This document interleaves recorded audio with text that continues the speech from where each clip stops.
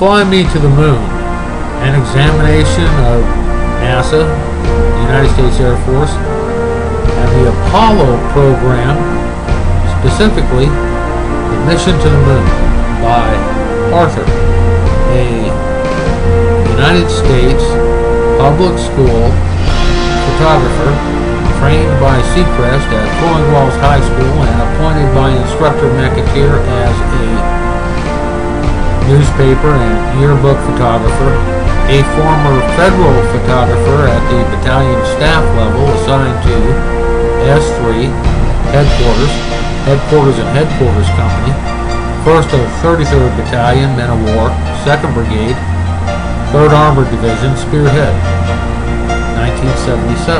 Messiah gave the command that we love one another, documented in Memra Torah, John, chapter 15, verse 17. Is the Apollo program and the moon mission an example of how we should love one another? NASA never successfully sent living Apollo astronauts to the moon or Luna, the satellite orbiting planet Earth, and returned them alive in safety. And yet, they demand payment for public and private debt. They demand your wealth. They foist their debt in order to fund their lifestyle on children not yet able to ride bikes. Critically examine mission photographs. The photos show no evidence of radiation fogging resulting from unshielded exposure to ionizing space radiation. NASA Apollo astronauts in their Kodak film had no radiation shielding, while supposedly operating outside the protective Earth electromagnetic geosphere force field.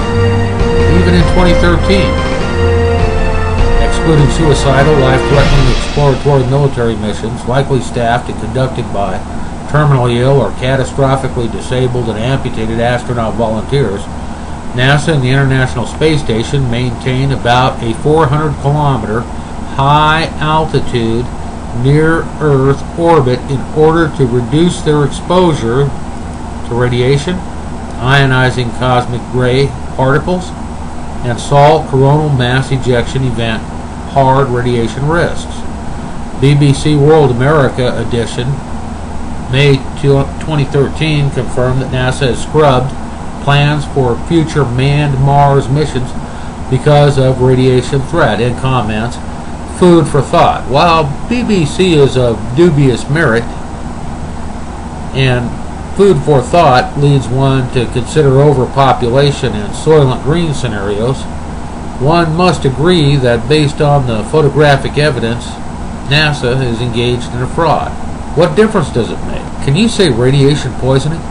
Local, state, and federal government, protected by military, judiciary, and law enforcement, call radiation poisoning euphemistically space sickness.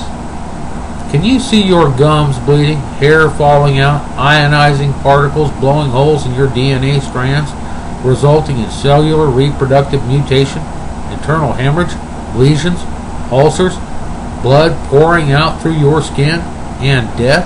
You can research the individuals surviving Hiroshima, Nagasaki, Chernobyl, Fukushima. U.S. local, state, and federal government co-conspiratorial traitors protected by military and law enforcement euphemistically call it space sickness. The film shows no evidence of ionizing radiation fogging such as we see with Chernobyl photographs. Did the astronauts try to warn we the people during the 1960s and 70s? Yes. Critically evaluate the signal intelligence. The astronauts are seen working with their sun visors up, while bombarded apparently by Sol cosmic rays. Pilots don't even go up and fly without sunglasses. When was the last time you saw a Warthog, Strike Eagle, Falcon pilot flying with his brain bucket sun visor up? Even on Earth, sun will blow holes in your DNA and give you skin cancer and fry your optic nerve.